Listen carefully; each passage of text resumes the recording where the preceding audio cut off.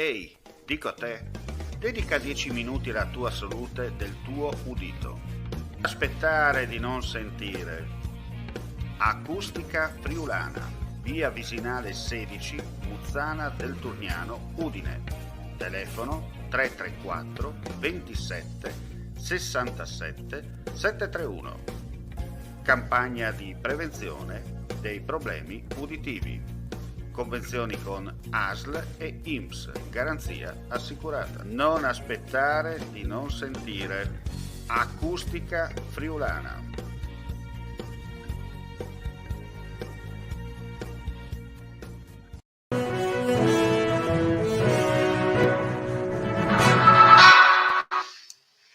Cordiale saluto gentili amici e amiche alla visione e all'ascolto, ben ritrovati con Linea Diretta, lo speciale di friulitv.net dal territorio, anche se in modalità streaming, come va molto di moda dopo l'entrata in vigore della pandemia da Covid-19 in Italia, ma anche un modo per dare maggiore disponibilità e soprattutto essere più presenti, anche se in modo, come detto, virtuale, per quello che accade insomma nel territorio del Friuli Venezia Giulia. Parliamo di carburanti, lo vediamo già collegato e lo saluto, Manuel Rizzi da Gorizia. Allora, buon pomeriggio Manuel, perché ti ho chiamato? Qualcuno chiederà. Semplice, c'è questa proposta della zona franca zero per quanto riguarda insomma un ulteriore input, no? Per rifornirsi di carburante, in particolare nelle zone delle fasce del confine, senza evitare in questo modo insomma evitare la transumanza classica che si è sempre vista per quanto riguarda lo spostamento in Slovenia.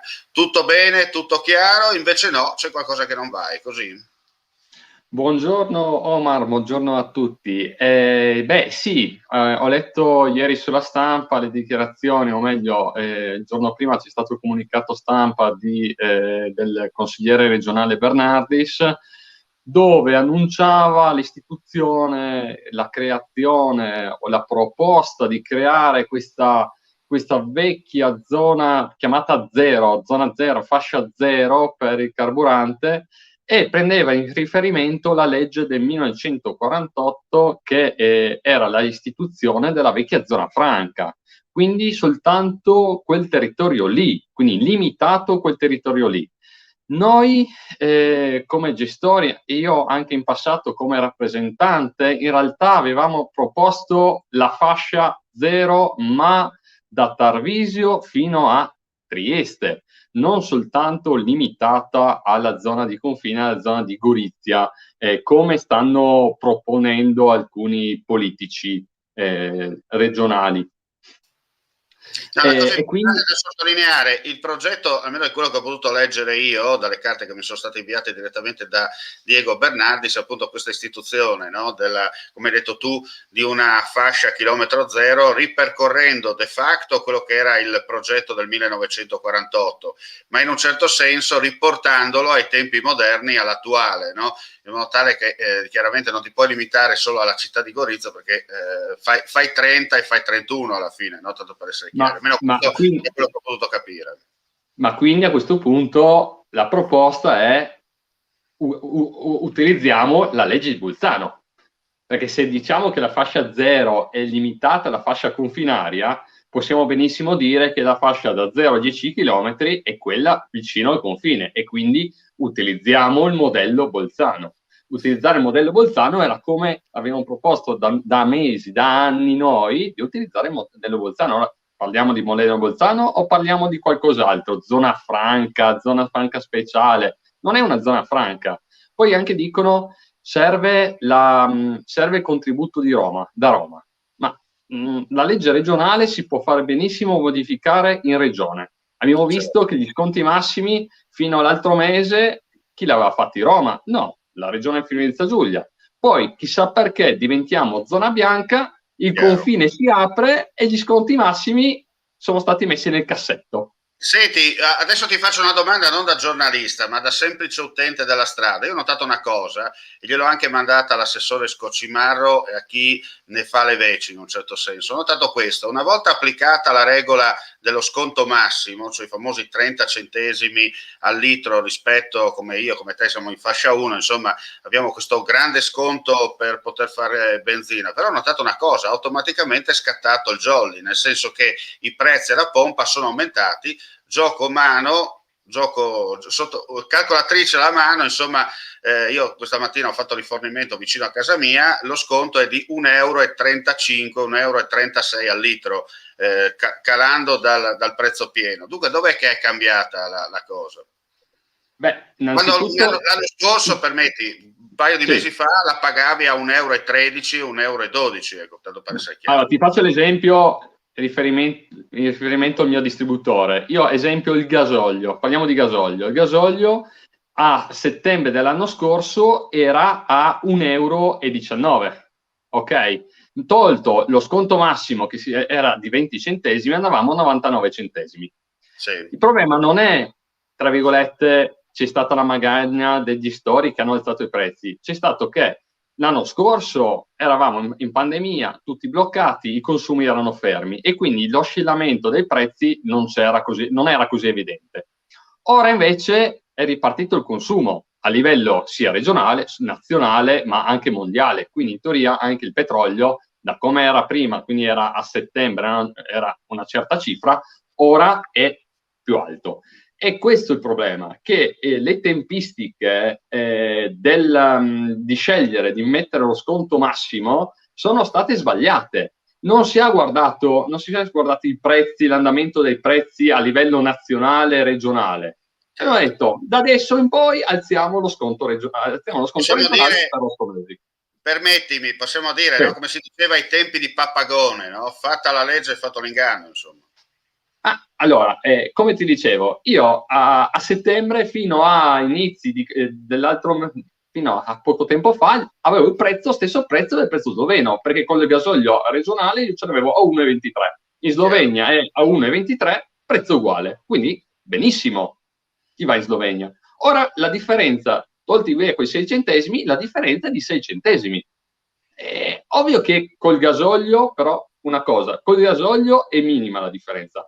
Con la benzina invece stiamo parlando di cifre più alte, anche perché le accise con la benzina sono più alte del gasolio. Quindi per cui se andiamo a vedere le accise slovene, che sono più o meno le stesse, sia benzina che gasolio, se non sbaglio 44 centesimi, è lì la differenza. Quindi per cui ti ritrovi col prezzo della benzina più conveniente che puoi trovare, ma con la differenza tra la regionale benzina e il prezzo sloveno che si aggira sui 15 centesimi. Insostenibile, concordo anch'io, perché una cifra del genere è insostenibile. Si aprono le porte, quando succederà secondo me verso luglio, il vantaggio è che per andare in Slovenia si può andare, ma tornare indietro bisogna avere tampone al seguito. E un tampone veloce ti costa 30 euro e non so se conviene andare a fare benzina in Slovenia, tanto per essere chiari. No? E voglio capire fino a quanto tempo ancora sarà questa cosa qua, perché magari dal 1° di luglio sparisce anche questa cosa, ormai i portoni sono aperti e torniamo punto a capo. Diciamo che la ex Repubblica Jugoslava ha già tolto questi problemi, perché dite venite. Il problema è che quando torni in Italia, se ti fermano le forze dell'ordine in un passaggio di confine internazionale o locale, se non c'è il tampone al seguito, hai, come si dice, ciao mare, direbbe qualcuno. Ma allora, da mesi a questa parte cosa abbiamo risolto? Abbiamo soltanto risolto che fortunatamente quei 4 comuni della fascia della provincia di Gorizia e 2 comuni della provincia di Udine che erano in fascia 2 si sono spostati in fascia 1. Stiamo parlando di Gradisca, Farra, Moraro, Mariano, Premariacco e Butrio, se non sbaglio, sono passati da fascia 2 a fascia 1, quindi con uno sconto maggiore. Quindi, esempio, sul gasolio siamo passati da 9 centesimi a 14. Non è una grande cifra, però almeno è qualcosina. Era meglio che passavano da 9 a 20. Chiaro. Quindi sì. No, il problema rimane grosso.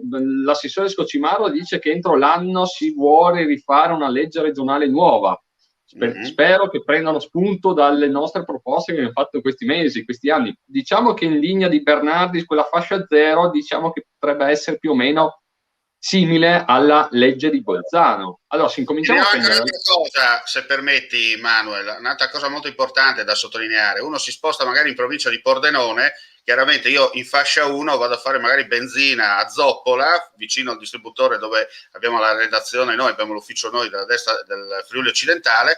Chiaramente il gestore quando mette la pompa gli do la tessera, non dico che sbianchi, ma quasi, perché alla fine addirittura vai a pagare una cifra ancora più bassa di quello, non dico quasi in Slovenia, no? Però più o meno quello è la cosa, perché la cosa assurda è che qui magari viaggi a 1,65, 1,70 al litro, parlo prezzo alla pompa, magari in provincia di Pordenone ho visto che si arriva a 1,50 euro, 1,60 euro, proprio tirato, e per noi chiaramente è ancora più vantaggioso, perché lo sconto lì sì che si fa sentire, no? Bisogna capire sempre se fai da te o servito, bisogna capire servito, ok. Fai sì, da sì, te, se no lo fai da te, ecco, tanto per sì, no, logicamente. Ovvio che sbiancare un po' alla fine il gestore, alla fine il contributo viene dopo restituito al gestore dalla regione. Anche lì, se fosse veramente un contributo vero, il contributo doveva andare direttamente al cittadino. In realtà facciamo tutto un passaggio, stiamo fuori noi gestori con i soldi e dopo la regione ci rimborsa. Questo qua si parla sconto, non contributo al cittadino. Per essere un contributo al cittadino, il cittadino dovrebbe pagarlo in prezzo pieno e poi a fine mese gli arriva il contributo a casa. Questo dovrebbe essere un contributo. Come abbiamo anche questa qua, abbiamo fatto un'ulteriore proposta e spero che venga accolta. Come anche adesso abbiamo 1300 tessere che alla fine tutti utilizzano la tessera, ma non tutti, perché molti non hanno fatto ancora la tessera e molti utilizzano la tessera della mamma, dell'amico, della nonna, della zia, tanniche e quant'altro, ma la legge regionale parla chiaro, io gestore devo controllare, fare soltanto all'interno della macchina con la tessera in evidenza. Io non posso utilizzare tessere di parenti, amici e quant'altro quando la macchina non è lì. Purtroppo purtroppo però non è chiaro, perché alla fine c'è da parte di molti gestori un accaparrarsi i clienti e utilizzare magari queste strategie che non sono molto lecite. Senti, per concludere, come sei invece per quanto riguarda la famosa lotteria degli scontrini? Da te provano col discorso della lotteria, quei famosi centesimi che vengono recuperati poi con allora, no, per fortuna no. Allora, nei distributori in teoria al 100% non facciamo lo scontrino, anche perché è visto per legge di non fare lo scontrino. Ovviamente c'è il cashback, quindi ovviamente chi vuole pagare con il bancomat può farlo e quindi può venire a pagare col bancomat. Ovviamente ho avuto dei colleghi a Gorizia che nei propri distributori ci sono trovate operazioni da 70-80 operazioni di 10, 5, 4 euro per recuperare questo famoso cashback. Alla fine il gestore va a rimetterci il proprio guadagno, perché con cifre anche abbastanza piccole, con carte di credito, il gestore ci rimette il proprio guadagno, quindi va a mettere lui di tasca sua la differenza per pagare ovviamente la banca e quindi la percentuale di commissione della banca. Bene, però, grazie. Per fortuna da me no. Bene, grazie a Manuel Rizzi come sempre per la chiarezza senza tanti giri di parole, perché giustamente noi sentiamo, ci arrivano i comunicati stampa, però alla fine andiamo a chiedere a chi effettivamente lavora sul territorio e sa esattamente di che cosa stiamo parlando, in modo tale di essere chiari e trasparenti e raccontare che è bello parlare di sconti, ma gira e rigira la frittata, poi i conti tornano nelle tasche di qualcuno e non di chi dovrebbe, diciamo così, reimpostarli poi sul territorio per l'utilità dei servizi finali, ed è giusto. Chiaramente resta inteso che se qualcuno si è sentito tirato per la giacchetta o per la cravatta, tranquillamente, come nostra abitudine, può contattarci per replicare eventualmente alle parole dette da Manuel Rizzi, ma ho i miei dubbi che ci saranno le repliche se non li chiami. Bene, grazie Manuel, buon lavoro anche a te, un saluto anche ai nostri amici. L'informazione come sempre su friulitv.net continua nel corso della giornata attraverso le notizie e gli aggiornamenti sul nostro sito web e i flash video per quanto riguarda insomma quello accaduto. Sono passate da poco le 14, dunque buon pomeriggio a tutti e buona giornata e alla prossima. Mandi. Grazie Omar, grazie a tutti.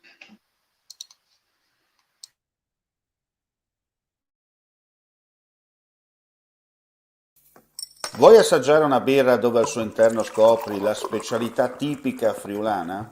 Lumi Beer, il prodotto ricavato in 20 ettari di terreno coltivato orzodistico, biodiversità, performance ambientale. Lumi Beer nelle sue 5 versioni disponibili, 4 per consumo veloce e dissetante e la versione Magnum per intenditori. Lumi Beer si abbina a qualsiasi palato. Lumi Beer è un prodotto esclusivo Azienda Agricola Pancera, il buon seme, i buoni frutti.